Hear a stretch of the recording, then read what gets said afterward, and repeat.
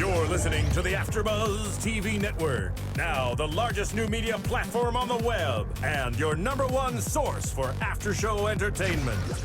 Very good, Keith Johnson.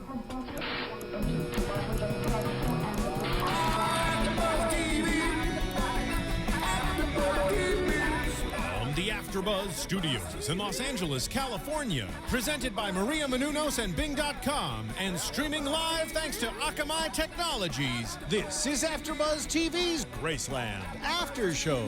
We'll break down tonight's episode and get you all the latest news and gossip. And now, another post-game wrap-up show for your favorite TV show. It's AFTERBUZZ TV's Graceland After Show. Oh, there we have it. Our new EDM opening for Graceland. Didn't see it coming. We didn't have it last week. No, but it is brand new. Episode 2 of Graceland called Guadalajara Dog. And welcome back, everybody. We had a great time last week, and we're going to keep it rolling with Stephen and I. You know, honestly, I never would have thought that title for an episode would make me hungry until I've seen the episode. Yeah, no, true. Actually, honestly, until you said that right now, I didn't even connect it with the hot dog. Oh, come on. No, I'm sorry. I wasn't there. I didn't. I'm Julie Partin. Find me on Twitter at JuliePartin. And I am the co-host of the evening, Stephen Lemieux. You can find me on Twitter at StephenLemieux. Basically my name. Exactly. Well, Although it's yeah, not spelled like you think it would. It's got X's and all kinds of vowels and places. Yeah, too many vowels and places we've never even heard of. But let's dig in. This is... Absolutely. I mean, we started the show last week, very first episode, and not only us, but a lot of people across the nation were raving. Like, it got very, very positive feedback. I mean... Yeah. I mean, it's enjoyable because when you have a pilot and you go into a season that they didn't know if they'd get to film or not, they get to have a lot of leeway. I mean, of course, we see some character, like the boss guy is not in it anymore. Right, yeah. But at the same time, it seemed to flow fairly flawlessly into episode 2, and I'm sure it'll just continue on because now they have no bridge to gap with a pilot in episode 2. So this episode was very... it was another kind of setup. Yeah, I mean, we learned a lot, and we had really established who the characters were in the previous episode, what they do, and in this episode, we sort of got to start to see more dimensions to them. But right off the bat, we're thrown straight into the Mike and Briggs. Like, where do they stand? Where is this going to go? It's obviously going to be incredibly complicated. Yeah, they just they meet up at this beach. I think it's in Venice, and they meet up with Johnny to get some Hector's tacos. And they're kind of going through like the whole talking about various different things. I mean, the whole conversation, I didn't really take anything really away from it. It was mostly just to put them in that moment for the guy to steal the bag of chips. Yeah, little kid steals a bag of chips, which I think Mike was going to let go. Because he saw him steal it, right? No, Mike was the one who went after him. But he was going to let just the chips go, but then the owner tried to stop the teenager, and the teenager punched the owner. Oh, yeah, that's right. So he chases after the guy, and of course, Briggs is like, Johnny, go get him, because you don't want to blow your cover. You're a freaking idiot. Yeah. I mean, this is an undercover thing. Like, people think that, like we talked about this last episode, this is where they live. Like, anywhere they are outside of Graceland, nobody should know what they are. Because at any time, like, we got Hector's Tacos, and this is what they say, like, Hector's Tacos is burned now. And they didn't want to burn Hector's Tacos because it's like an amazing thing, but because if anyone knows if they're an agent there, they can't trust Hector to keep his mouth shut. They can't trust anyone who like sees them there and then asks about them afterwards, like, what is this guy? Is he really who he says he is? So it kind of burned that location. Hector, you've been blacklisted. Basically, he lost customers on that one. Then we get a little opening scene with the morning routine of Mike. Yeah, it's really Mike just getting used to being a Southern California resident, and like this is his new home. And like we were talking about last week, he doesn't know really where his refuge is going to be, and I think this makes it sort of clear he's going to find it being one with the ocean, his morning routine, on his run. I mean, it just showed, it was just like, it was again, like the character straight out of boot camp. It's like, right. He wakes up, makes his bed. For some reason, they wanted to show his ass in the camera. That was funny when he made his bed. I made a note about that, his crappy little bed. And then goes for a run, sees Charlie on the way out, and she's hungover, like really hungover, you can tell. That was funny. She was wearing this like black, cheap-looking dress. I wasn't sure if she had just come out of the ocean and that was supposed to be a swimsuit or something until I realized she had these heels with her. Oh, She yeah. was doing the walk of shame on the beach, which And that's is totally odd. That's exactly what I said. I was like, oh, it's a walk of shame. And then we see him in Graceland and like, oh, enjoying your walk of shame. And she's Yeah. like, it wasn't a walk of shame. Blah blah blah. Well, I think the part, going back to the thing with the tacos, like Mike, of course, according to the FBI handbook, he sees a violent crime, he's supposed to stop it. And they say, well, that doesn't really apply to us. And I sort of think it should. I get it that they have to maintain their cover and they have bigger fish to fry than shoplifting kids or whatever. But if there are FBI agents living among us, I would love to know that they would protect people if it came to that. If they had to, if something dangerous was happening. It's not like that though. It's much on a bigger scale. Because let's say somebody's getting mugged, all right, and then an agent who's undercover comes out of cover to save that person. Well, that could put the lives of several other agents, that can put the lives of several other people in jeopardy. So it's like one of those, like, once you're undercover, and the only way you're getting out of it is if you get shot or if like something happens to break it and you have to get out of cover. But like, what if that person getting mugged had died?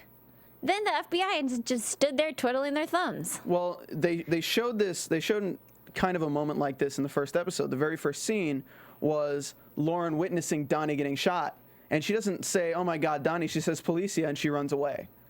So, I mean, it's like, that's how hardcore your cover is. Because if she said, Donnie, oh my God, that associates with her, that breaks her cover. Every other person who's undercover with the Russians, they're going to be all sorts of, like, digging that stuff up to see who the mole is. And that gets agents killed. Yeah, I would have gotten Lauren shot too if she had flipped out about that. Exactly. Still, I just thinking about it, not versus show, but versus real life. I want those FBI guys to protect me out there. If something bad starts happening, I don't want their cover to be more important than the civilians. Well, you have a husband. He can protect you. Maybe he is FBI. Oh, we never know. So this was another small thing that I like to point out that I don't know if it's gonna be brought back up, but the durian fruit with Johnny opening up that stank fruit. Now, he was doing that because he wanted to be used to it, right? Well, no. When you eat stuff, it makes you sweat out the smell, depending on the foods. And in this case, he wanted to smell like he was Malaysian. So he wanted to sweat out like he's Malaysian so he can fit in this cover better. So I don't know if we're going to see Johnny in more of a cover like with this. Like, and come back to that in a future episode. But that was just a little foreshadowing of what's going on. I didn't catch that's why he was doing it. I thought he wanted to be able to just like this fruit and maybe smell like this fruit so that he would be more authentic. Oh no, he was all about like I gotta smell like I gotta sweat it out and smell Malaysian. Oh my gosh, I'm sure there's all types of Malaysians out there that are gonna be like, we do not smell like that fruit. But like pretty immediately, I love seeing them in their undercover roles. Yeah. Like they seem to me almost better in their undercover roles than their characters. Like especially when it comes to Jake's, I really like Charlie undercover. I feel like undercover she's more herself than not. Well, because we haven't. I don't know. Like I mean, it's interesting. I'll tell you when Charlie seems Charlie to me. And I know we've seen 2 episodes, so I don't know her that well, but she seems more at home with herself when she's like dressed up to the nines trying to dupe somebody than when she's being like, you know, Mike's mentor, I guess, at home. Well, I don't know. It's another one of those things like with acting. When you're an actor and you're acting something, you become a different person. And you can just be anything you want. So like anyone, even some actors who are very to themselves, like they're very shy. Like even I'm somewhat of an example of this. Like I'm not very hugely outgoing, especially growing up I wasn't. But like when you get into a character role, that all goes out the window, and you can just you can turn it on, and you seem more comfortable. Because it's not yourself. You're not worried about whether people think of you. You're not even worried about anything because they're just meeting this new person. It's like going into a bar where nobody knows you at all. You know, there's no chance of anybody you know ever seeing you there. And let's say you start talking with an Australian accent. Let's say you start, adding a limp to your left foot saying you got shot in the war. Acting is a cover, and being somebody else is almost a confidence likened to like a godly confidence. It's like it's an overconfidence. It was one of the first lines of the episode. Briggs looks Mike and he's like, you have to decide who you are. Yeah. And he said, oh, I'll just be a surfer bum. And he's like, not going to happen. You need to come up with something realistic. And I don't want to spoil any plots or anything, but later on when Mike thinks he found a good character, he was going to be a Marine, immediately Briggs was like, no stupid accents. It has to flow out of you very naturally. And so I think this show, in contrast to some of the other spy shows on different channels and maybe on USA even, their undercover characters aren't so 2 hours undercover. Their undercover characters have to last for years while they live in Graceland. Yeah. So I think that's one of the reasons they make them more natural and like no stupid names, no stupid accents. Be who you are in an evil version of yourself. Again, it's like they're professional actors because you don't play a role you can't be believable in. Right. Like, I'm not going to be doing a Jamaican role, man. Like it doesn't work. Like nobody's going to believe that. I mean, he had a pretty good Southern accent. I mean, I'm from the South. I can pull off a pretty good Southern accent, too. I'm from the South, too. I So- fight that Southern accent. you got to get rid of it when you move to Hollywood just a little bit. But no, like, you got to be natural. And if you're not natural, you're going to be nervous. You're going to be worrying about stupid things. You're not going to be worrying about if that guy has a gun. You're going to be worrying about, oh, is my accent good? Right. So, like, he's right. It's just get rid of the stupid crap. So something that I want to talk about and establish pretty quickly is that while they were all sitting around, you know, getting into their characters, trying to smell like there's some ethnicity or whatever, they get these letters in the mail that they need to get a psych evaluation from last week because they both saw people die. Yeah. Which I think that's a pretty good standard procedure. Briggs right there rips it up. Yeah, rips it up. He doesn't need it. They need a psych evaluation. Then there's one addressed to Mike from the brass, and Briggs immediately intercepts it, reads it. They want to put him on a case. Well, they want him to go in for the psych evaluation. Do you think that Briggs didn't want Mike to go in for the psych evaluation either? No, I think Briggs has just always been on to Mike from the first episode. Like, so, I mean, he's not stupid. I mean, what you got to look at with Briggs is Mike. Like, Mike is Briggs. Like, they keep saying it like, you are Paul Briggs. Like, when he came out of school, you were the same way. He was the exact same way. Right. So this Briggs may be a little bit out there and a little bit more eccentric with his ways of protecting the rights of citizens, but he is one intelligent guy, and he is not someone you can put stuff off. If Mike can think something's up, then Briggs is immediately going to think something's up. That's true. It's like meeting yourself from a few years ago, and you might be smarter than yourself, but you would definitely be intimidated by younger you. Exactly. Because you know what they're capable of. So we hear about a few of the cases, and the one that really sticks out is the Bello case.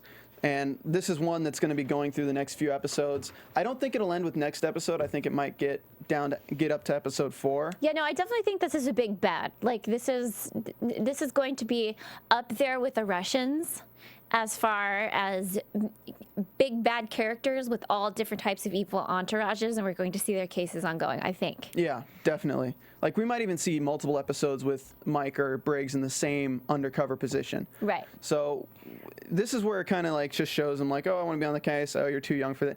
And then it cuts over to Jake's. And this is the great scene with Jake's. You know, you love him in his Gosh, Jamaican. I really wish Jake's was Jamaican. I can't tell you how much more I like Jamaican Jake's than mean, no fun Jake's. I like a Jamaican Jake's. So he's opened up this truck looking for the birds. He finds a crate in the back. They shut him in the truck. SWAT team comes out. What's in the crate, Julie? In the crate is cop killers, also known as long, pointy bullets with green tips. 5.47 grained, hardcore, basically cop killers. Cop killers, illegal in all 50 states. And Puerto Rico. So I was just wondering, like, was Jake's done with this case at this point in time? Because I feel like he was very invested in this bird smuggling situation, and then it ended so quickly. Well, I don't think he's still out of it. I don't think he's out of it, but... Don't you think those guys, like, by shutting him in there and running, we're done with him? They're done dealing with him? I mean, it depends. It honestly depends, because they probably are, like, just afraid of, like, other people finding out about the gun thing, like, because his case turned into something else. Why weren't they like, yo, man, get out of there. It's nothing. It's nothing, man. I don't know. I think we might find out. It's not something they really went They onto. just, like, turned on him quickly, shut the doors on him, and, yeah, he finds these bullets. We bring all these different SWAT teams in and stuff. And then it leaves off right there. Yeah. In this port. And it goes to Lauren, which we haven't seen this episode, except for in the morning. Lauren, which I didn't really realize this last episode. I don't think this is a series-long character. Oh. You knew that? I mean, I didn't know that, but like... I didn't know. I mean, I just, from talking to Chris and Joe last week, I was just like, she's gonna die. Oh, you think she's totally gonna die? I mean, the way, she's just a self-destructive character. Like, she's complaining about being pulled out of Russian cover. We find out she got taken out of her cover. She's just so morose that Donnie's out. Well, she's in love with Donnie. You could tell. She's in love with Donnie. I don't know if they had a thing or if they were just partners, but either way, like, that's where her heart is. I think we will see Donnie again, though. Oh, yeah, absolutely. No, yeah, I'm just like, I thought that the house consisted of these guys and these girls, and now that we're into the second episode, I don't think Lauren's one of the girls. I think she's a part of the plot right now, but I don't think she's going to be one of those characters. Like, if this were Friends, I don't think she's one of the friends. She's one of the acquaintance. If this was Friends, she was an acquaintance. I know, right?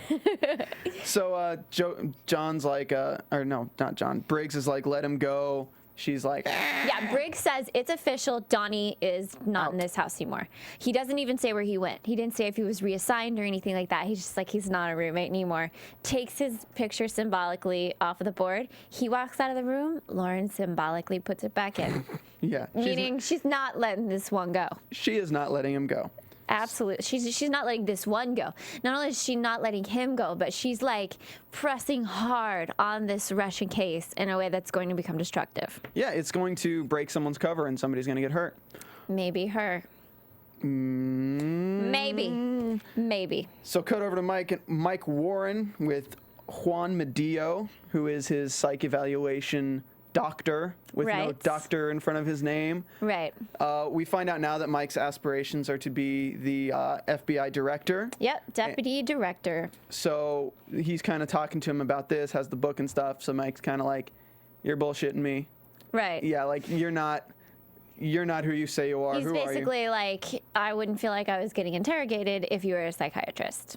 Well, I think you probably would, even a psychiatrist. I don't know if you've ever been to psychiatry care, Stephen. I haven't. I probably should. It's like very calm. Like, I think he could tell right away, like, this guy's not small chatting me. He's asking me about Briggs immediately. He's like, hello, how are you? You want to be a deputy director? And are you disappointed with your assignment in Graceland? Because I can tell you want to be in D.C. So we also find out that Mike's dad was a crime scene photographer. I thought it was his grandpa.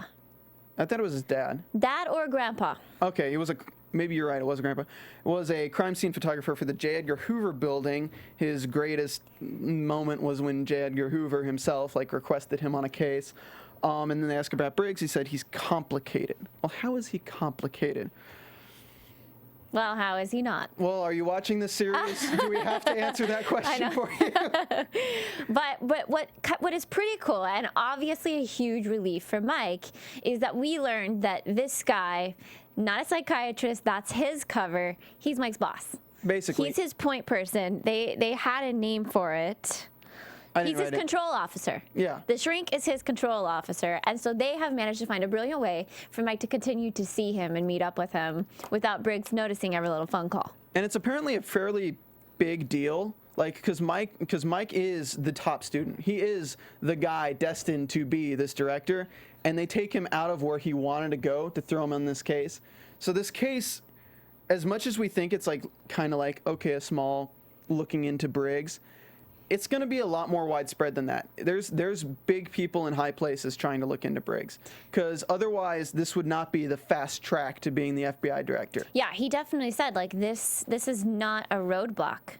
This is not out of your way towards becoming deputy director. This is the fast track. Yeah. This is like, hey, there's a rope. No, there's an escalator right there. Just take that escalator right up. Briggs is along the way. Just throw him off. But what was weird to me about this episode, and the shrink / controller / boss guy was like, you need to get close to him. Mike says he won't trust me. I've tried. And he's like, well, figure it out. Get close to him. Whenever Briggs was talking about situations that he wanted to be involved in, I felt like it was very random. Like, are they just living at Graceland, hanging out, waiting to meet bad people? Because when Briggs was saying that, I guess in my mind it was much more executed than that. like they had an assignment. They had something that they had to be doing at any given time, not just like, you know, surfing until they happen to meet somebody they think is bad. Well, it has its comes and goes. Like, honestly, these people can't be like out mingling with everybody, because you have one cover, you have another cover, you have 3 people at once who meet with different covers. Like, that's what last episode, it was like, what happens if you meet someone who you're supposed to be snorting cocaine with and somebody else who you're supposed to be a straight-laced college student with? Like, they can't really be out. So when they're not doing anything, like, it's all about scheduling. Like, we have this meeting here, we have this meeting here, we have to meet with the Russians, and we have to meet with the Spanish, whatever, different covers. They have to be at Graceland. They have to be doing something that is literally just them, because if they're seen with other people, it can spread and it can break out. So, I mean, this is the family. This is the group of people who are there for each other. And that's why there's no secrets in Graceland except for Briggs. Right. Well, I think that speaking of the family, this would be a good time to bring in the new character, which that was kind of a big deal this episode. We met the other girl, Paige. And it came from a place of Mike deciding that he was going to get in with Briggs and using Charlie. Yeah, he wanted, Yeah. Charlie is Mike's in. She's basically, besides like the jokester guy, she's basically the only one that thinks he's legit at this point in time. She's the only one who's giving him any tips or even a break. She's throwing him a freaking bone here. Throw me a freaking bone here. So he needs a man. She needs a man. Right. She needs a man. Yeah, for covert operation. He needs to be her boyfriend. And here's just another just funny how like Joe and Chris were telling us how it's like she's the mother character when this is such like a hey, I need a man tonight. Grab my ass. I know. She may evolve into the mother character, but she's not right now. She is not. She is the vixen vivacity character right now. Well, I actually feel a little bit bad for her, but before we go into their mini sting, I loved the undercover closet. I think that has a lot of potential to be really funny, and me as a spy, that would be my favorite aspect. The Bible with the gun in it. Yeah. Like, there was a lot of funny things in there that was you saw whenever Jakes was there taking his Rasta hat off, like that's where they hold all of their different costumes and disguises. So that was really funny to me. But so they get dressed up, dolled out, go to the club. They're going to take a delivery to Paige because apparently she's been on assignment out of Graceland for a while. Is this where? Wait, was it in the prop room where Jakes brought the bullets in? Was it that thing? What's that scene? Yeah, because Jakes brings the bullets in. That's kind of where the gears start turning with Mike. Yeah, because Charlie said, in order to get in good with Jakes, you got to be a self-starter. You got to charm him. Yeah. Ooh, charm him and come up with something that the bad guys want. Briggs would be very appealed by something that the bad guys want, because then he has something to offer. Well, what do you get him that has everything? So we meet Paige. Introduction, Paige. And she's up on stage singing. She is singing in Japanese, I believe it was. I don't know. It was reminding me of Megan singing to Don Draper. It was just like very sensual at the same time, feminine. Well, as we meet her, her cover is the girl. She's a singer, of course. She's the girlfriend of Robbie, and Robbie is the main. They call him Bobby. They call him Robbie. Oh, okay. Yeah, I thought his name was Bobby. I think it's Robert. I think his character's Robert, and they just keep changing it. Again, Joe with those 4 nicknames for every character. I know, right? No, but so she's the boyfriend, or she's the girlfriend of this guy who does drugs. He does guns. He does everything. So he owns this club, and they're trying to get in with him, and she's trying to find something that is evidence on this guy. And we go into the bathroom, and what's her face? Charlie brings the birth control pills. Right. And Mike's like, oh, you're going to have sex with this guy? I was like, no, we put them in his drink and makes him basically not have any urges. Right. So that's how she gets out of being too corrupt in this situation. Yeah. But so, okay. So Charlie was really using the scene as an excuse to have Mike be her boyfriend. Basically, it felt like that. And she's like, yeah, she really didn't need a boyfriend in that scene. Why couldn't she just come and go into the bathroom? Like, the purpose of this was not for those two to meet, not for Paige and Mike to meet. That wasn't the purpose. Like, she didn't really need a boyfriend. Charlie, it seems like, as far as episode 1 and 2 are concerned, is into Mike. But Mike meets Paige or sees her on stage singing, and his jaw drops and he can't move anymore. And she's like, snap out of it. You're supposed to be my boyfriend here. I told you, like Paige. There you go. And it was a very USA moment when they end the scene with her just going into the stall, and he's just like, I'm in the woman's bathroom. Right, Like, yeah. What am I supposed to do? Well, while they were in the bathroom, Paige, the new character, was talking. She's like, hi, Levi. It's Mike. Hi, Levi. Like, just my very first impressions of this character were not great. Like, she's kind of a bitch. not even that. Like, just like flippant with Oh, people, yeah. I guess.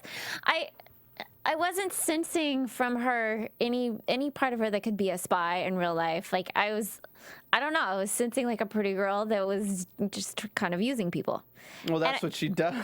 And her character, like, it developed a tiny bit more throughout the episode, but just the very first taste of her was not the same as when we met Charlie. When we met Charlie and we saw her undercover versus Charlie in real life, that was such a cool moment. This character, when we saw her undercover, it didn't seem like she wouldn't live that life, if you know what I'm saying. Just didn't She's like not her. about that life. Didn't like her. Julie Partin, she ain't about that life. Yet. Yeah, that one scene, didn't like her. I was like, oh, really? This is the new addition to the group. But we'll see. Let's move on. All right, let's rush through this. I don't Okay. want to run out of time. Eddie is Bellows' lieutenant. That is the guy that Briggs has it in with a little bit right now because Briggs has never met Bellow. So it's all intertwined. Yeah. Everything's It's a big intertwined. family of evil guys. So the plan is step 1, sell bullets. Step 2, arrest Eddie. Step 3, flip him. Step 4, no. Briggs is like, no. And then he's like, well, why not? I'll think about it. So then he thinks about it. This scene, we get a next scene with Briggs and Paige talking a little bit about making some kind of deal to say, set up with some bullets, maybe see little things happen. Right. Very vague because they don't want to give away the ending of the episode, of course. But definitely, I couldn't tell if Briggs was motivated because all of the sudden Mike's idea did make sense after talking with Paige, or because Paige kissed him on the cheek at the end and he likes her. Cards fell into place. Cards fell into place in what way? Cards fell into place in the way that he thought of how to handle things and how it ended up in the end. Okay, so it fell into place in Briggs's mind. In our mind, not yet. Not yet. Okay. Because they were too vague for us to know what was going on. But Briggs had the Robbie card. He knew what was going on. He has his Eddie card. He knows what's going on. He doesn't know how to get the in. But now the bullet card comes into play and lets him play a hand. And this is the hand that he's playing using Paige, who apparently he owes her a lot of favors. And he played this as a favor to her because she couldn't find anything on Robbie because Robbie won't do business in front of women. And she really wanted to get out of this assignment. It seemed like she'd been on it a while. She was having to stay over with this guy. It seemed like a very intense assignment. I could see where she'd want to move on to something different. Yeah, so she's like, let's get over with this. Okay, she owes him now a little bit more. So this is her way of doing it. They're making a deal to solve all their problems at once. But okay, let's go back to it. And I know men aren't going to touch on this as much, but like, why? Why kiss your boss on the cheek when he's going to do something for you? Because that's Paige. That's her character. That's what I was saying when you first asked me about Paige. Like, it's just unacceptable. He's not her boss. They're all teammates. He is basically her boss, though. We all know he calls the shots. He's pretty much the boss of Graceland. But he's not. He's not. I mean, let's face it. There's probably some stuff going on in that house. So you think, according to law enforcement, they don't consider Briggs the boss? Because I thought that's how it was. They consider Briggs the big dog, but he is not their boss. They don't take orders from Briggs. I don't know. I think they think Briggs is the boss, both the FBI officially and the Graceland undercover agents. Nope. Not at all. I think so. Nope. What do you guys think? Let us know. We already had a fantastic conversation going on YouTube, and I love it because that means that the fans are interactive and the fans are smart. And so just with some of my other shows, they know way more than us, or they'll catch insights that we don't know. And so please continue the conversation on iTunes and YouTube. Yeah, you need to go to iTunes and you need to hit that 5-star rating and leave us a comment. Because we're brand new. We've already had 2 special guests, and we already have a few coming up. Can't say it yet, but the show has major potential, and we're glad you're going to be involved. Yeah, so like do that because we really want that. And while you're on iTunes, go ahead and download Serial Buddies. Yeah, you should download Serial Buddies. It's a great new film from Kevin and Maria, who are the founders of AFTERBUZZ TV. We provide hours and hours and hours and hours and hours of content for you every week. We're here pretty much all the time getting this stuff ready to prep it out and get it ready for the hosts to knock it out of the park. So we don't do advertisements other than a little bit of fro flowers here and there just for Mother's Day. But it would really help us out if you could go to iTunes or go to serialbuddies.com, download this movie. It's only $4.99. Only $4.99. That's amazing. Exactly. Wow. So and then you own it. You own it. Sweet. Okay. You own it. So check Serial Buddies out and have a good laugh. Now let's to our get into scheduled it. Programming. Okay, so this episode sort of just proceeded along with setting up the future episodes.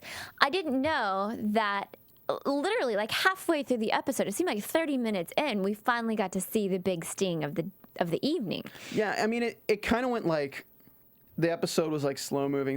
That's why we're 30 minutes in and we've like talked about so much of the stuff, and now it just goes chop, chop, chop, chop, chop, chop, chop. Right, yeah. I mean, like, what's crazy about it is I like it because that means that what this show does not evolve around is the one big sting of each episode. Because there's a lot of shows out there like that. And while those are fun, you don't have to watch them in order and you're not as attached.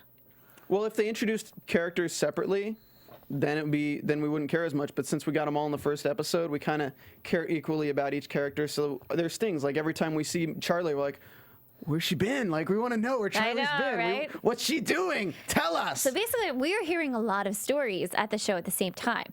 The ones that flow through the entire season, the ones that flow through each character, and then Briggs and Mike always is going to be a theme, and then whatever they're going to do or solve that episode. And this one, I thought it was Bella, but you're saying it's Bello? Bello. Yeah, Okay. Bello. So rocking through this thing, we go to the first thing where they're trying to sell the bullets. They're trying to demonstrate them. Mike pulls his power play where he's like, "You can't shoot, we can't shoot," and it's like, "No, you need a lesson." He rips the bears to literal crap. Like, Well, for a second there, those bad guys. And what is their name? The Bellows, or is Bello the bad guy? Eddie is the lieutenant that they were selling to. Okay, but what is that group of gangsters' names? They don't have anything. So yet. Eddie and his huntsman or whatever, they say, "Bring out the bears." The what? The cops. For a split second there, You were like, "Are they going to bring out I thought they might people?" have cops. Because there's something that we can't pass over. Jakes was not going to give away the bullets at first. Because if any cop got killed, it would fall squarely on their shoulders. Exactly. If this went wrong and the cop killer bullets got out there, not only would cops be dying, this would fall on their shoulders. Jakes would be arrested. Mike would be arrested. Like, the stakes were high. So, like, Mike is so careful about the things, and then Briggs is so flippant about it. But he got the bullets with 2 weeks of chores. Yeah, 2 weeks on the chore wheel. I made a note of this. Like, what's the signal if stuff goes wrong? Shit. Like, seriously, I marked it. I was like, this is USA. I know. I thought the same thing. I didn't know that was allowed. I was like, all right, this opens the door for Psych to just get so much. Psych. Man, Psych could really use some of those. Maybe. I don't know. But so this is when we learned they bring out these enormous stuffed teddy bears. They actually are teddy bears dressed in probably dead cops' costumes, which is sad. No. But I mean, it was just teddy bears dressed in random police gear with the vest. I mean, it wasn't to anything. me, I thought they got them from cops that they had killed previously. No. Maybe. You can't say no, because maybe they did. Nah, because it was so new. It was new stuff. Either way, there was a tense moment there because none of the gangster guys could shoot. Well, the bullets are heavier. Yeah. They talked about how it throws off the calibration of the gun. And Mike's finally like, you can't shoot. And they have a little bit of a square off. And Briggs doesn't know where Mike's going with this. But Mike says, without training. So he knocks it out of the park. We get this nice little bonding moment of the campfire, like very medieval style. And he sees the bears coming out of the woodwork and fires 2 shots right through that. Like, we get a nice little bonding moment. And so at the campfire, which I feel like the campfire is going to be this group of friends' bar or whatever. You know how most different television shows have a place like Central Perk or whatever, where they talk about what's going on and we get to see it through their eyes. There's going to be the fire pit, which is different. I haven't seen that before.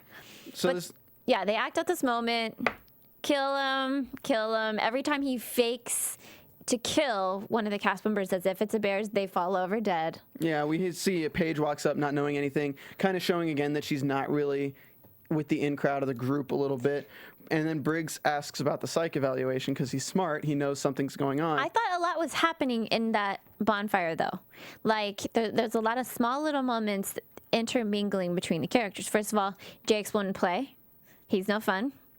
Paige, out of it, comes in, but then is immediately playful. She redeemed herself a tiny bit in my eyes. She's still flirty as all get out, but playful. And there was a moment when he shot Charlie. Charlie laid over a mic, stayed there for a long time. Oh, no, I saw that. I was like, she totally wanted to cuddle. Yeah, mother my ass. So they sold the bullets for $500,000 to the what am I talking about? To Eddie. They make the deal, sell the bullets for $500,000, drives off. No, there's no tracker. There's nothing. All of a sudden, Mike's like, they totally forgot my plan. He's going back at me. He's flying off the cuff. He's not following the FBI handbook, and he's gonna get people killed. He's stopping at Guadalajara Hot Dogs that has a sour cream, tomato, and jalapeno hot dog for $2.99. No, I'm just... And so he makes Mike go over to get him a hot dog. Mike immediately picks up his phone. He's gonna call and tell him Briggs because Briggs has lost it, and we all know it. So he leaves a message to Medio saying like, oh no, stuff's going down. Okay, and it's a good thing that Medio didn't get the call. Yes. For the series point of view, anyway. And things worked out in the end. I mean, but we find out that this is what for the rest of the season they'll reference as a heat run. A heat run is when you're taking various turns and things like that to get away to lose a tail, basically. And Eddie's not very smart. He has the same heat run every time they make a deal, so Eddie knows where he's gonna be. And then Mike finally realizes, oh, and then we have this suspenseful moment. 3, 2, 1. Wait for it. Oh, there he is. Oh, there he is. Okay, because cool. Mike and the viewers thought the cops were coming to arrest Eddie. But instead, we see a suspicious blue van pull up, cut them off. All of these gangsters get out. It's Paige's boyfriend. It's Paige's boyfriend. They have duped the criminals and pit them against each other again. Paige's guy hits them, Robbie or Bobby, whatever you want to call them. And there's no deaths. I made sure to note that. No bullets fired, no deaths, nothing. And then he just looks at Mike and says, hey, let's go buy our bullets back. And I was like, oh, so you just got $500,000. You're going to buy the bullets back for $500,000 because Robbie doesn't know that Paige and Briggs are connected. So, of course, he's like, oh, we got a buyer for these bullets that we just stole. We're going to take it. Okay, $500,000. That sounds pretty good. Yeah, not chump change. It's fine. I could buy a few houses. you know. I'll buy my own Graceland. A few signed albums by MJ. I could get that going on. So they go and they're sitting there with Eddie, who, by the way, Paige was talking about him. I was picturing him being disgusting. Not nice looking guy.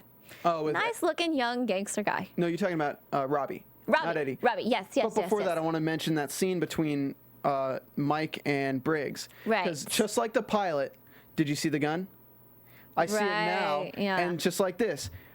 But it didn't go wrong. It's like, well, it could have gone wrong. It could have gone very wrong. He takes a different detour. He takes something else. It doesn't end up. We got lots of cops dead. Cop killer bullets on the street. Yeah. Which so aren't like, good for anybody. Dick Cheney. Anybody. This was a huge scene of foreshadowing for me. Okay. I'm just like, okay, they're really hammering it in, like taking a chance and things are going right. Taking a chance and things are going right. Taking a chance.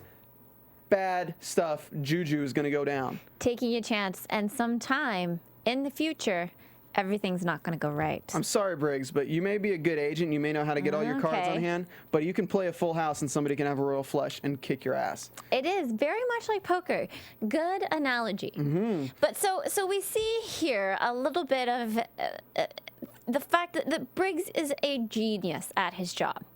He's not stable. He doesn't follow the rules. When it all goes down, successfully, Eddie gets arrested. Paige is out of her assignment. Mm-hmm. Briggs gets to celebrate. Jake gets his bullets back. Yes, everything's all good. Briggs steals money, and he's like, oh, Eddie slighted us. I'm taking us all out tonight, guys. Drinks on us. So it's a little bit of this. He's not following the rules, and this is wrong, but it's okay because of this. He's doing this, but this is wrong, but it's okay because of this. Like, I'm going to be perfectly honest with you. That happens all the time. You don't know that. Oh, yeah. How often do you get taken out for drinks by FBI agents? No. I can't. No, I have. Trust me on this. Like drug busts and things like that by the DEA and things like that. Money will go missing or miscounted and things like that. Just because it ends up in an evidence locker for like 10, 15 years because they have to hold it to the withstanding time. And with these gangsters and with things like that, the court just holds it up in court so long. So the cops, like some cops, will honestly just like figure bonus. Man, I'll tell you what, I don't know if you're saying that happens all the time because it happens all the time on TV shows or not. No. But I hope that it doesn't happen that frequently. I mean, it's a fairly frequent occurrence. But either way, like I'm saying, like it's a victimless crime. Everything that Briggs is doing, you're like, well, that's wrong, but this. Well, that's wrong, but this. Like he's a scary character. He's a gray area kind of guy, and so I thought the episode was over here. It wasn't. We see Mike with his boss. We see Mike. And Mike backs out a little bit off of that phone call. Yeah. That little meeting with Medeo. He's just like, he just kind of like played it safe. We didn't see the powers that be this episode.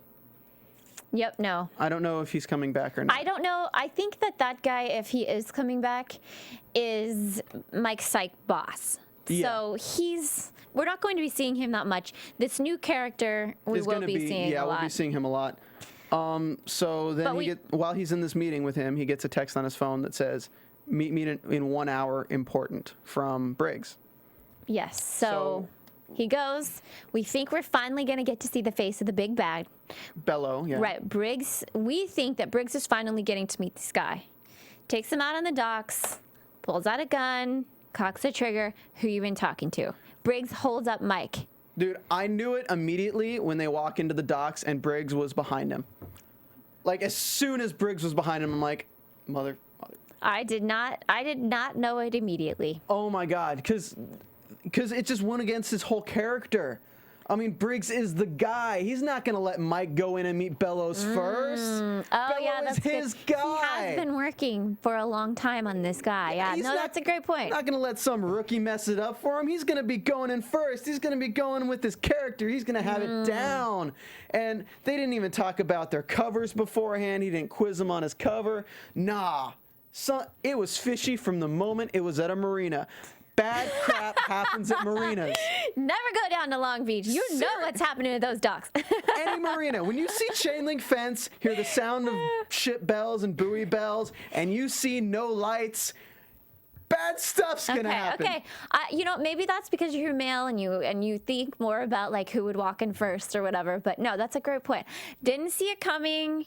And It was a great. It was a great great cliffhanger. I love it when they're cliffhangers that make you want to watch the next episode but don't leave the plot unfinished. Yeah. That's what's awesome about it. So, did you have anything else before we jump into what we see in the scenes from next episode? No, but in the scenes from next episode, it involves this scene. So let's move on to predictions.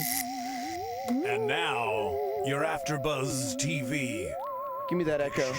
Oh, no. All right, Yeah. So there's a little bit of predictions that we know for sure because we saw them in the preview for next week.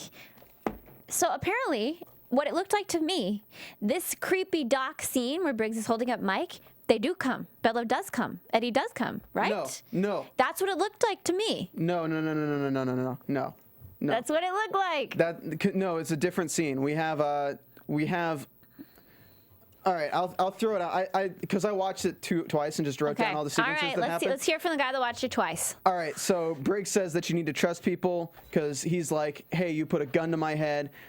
He's talking with Lauren. They let you down. Lauren let Briggs down, probably about Donnie. That's what I put down. Because she says, you let me down because he wants her to save something. This job and us, we must always come first. Like Briggs says, this is the job, and then there's us at Graceland. You got to put us first. Like there's the job, then there's us. We go first. We see the SWAT breaching. We see a semi-truck with somebody in front of it with a gun pointing at it. We see Mike and Briggs in the middle of a new warehouse area, and Bellows is seen. And you're sure that it's a new warehouse? It's a completely different place. Okay, so that must mean that they have this conversation. And we do see Mike is very upset. You held a gun to my head. Yeah. Like, and Mike reasonably should be upset. He doesn't trust this person yet. That's horrifying. He's seen him kill people. So, but yes, we do also see Lauren's getting us in trouble because she won't leave it alone with the Russians. Hell hath no fury. So it looks like we're getting Bellows guys and Russian action next week. It looked like it was jam-packed. I think we're going to see a fall next week.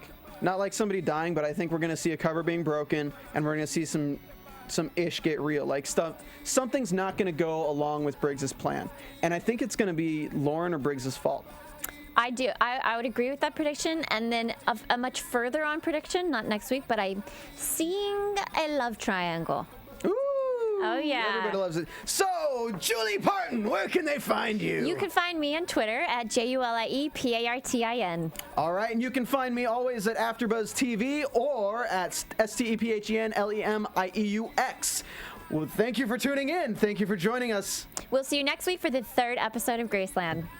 From Bing.com, executive producers Maria Menounos, Kevin Undergaro, Phil Svitek, and the entire AfterBuzz TV staff, we would like to thank you for listening to the AfterBuzz TV network. To watch or listen to other after shows and post comments or questions, be sure to visit AfterBuzzTV.com. I'm Sir Richard Wentworth, and this has been a presentation of AfterBuzz TV. Buzz you later. The views expressed herein are those of the hosts only and do not necessarily reflect the views of AfterBuzz TV or its owners or principals.